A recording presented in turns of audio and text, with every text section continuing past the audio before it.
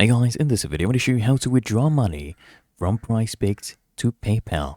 The first thing I want you to do is actually just come at the top right, click on your balance, and here you can scroll down until you see request withdrawal. Okay, hit request withdrawal, and then here under withdraw funds, you'll see the withdrawable balance right here as well.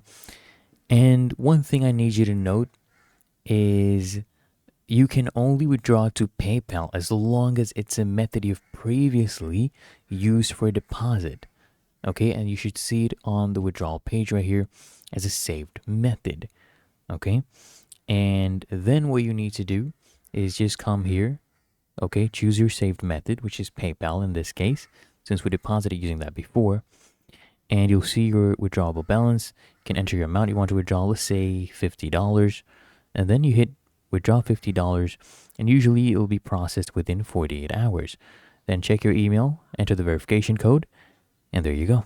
Really that easy. If you found this helpful, make sure you smash that like button, subscribe to App Mentor.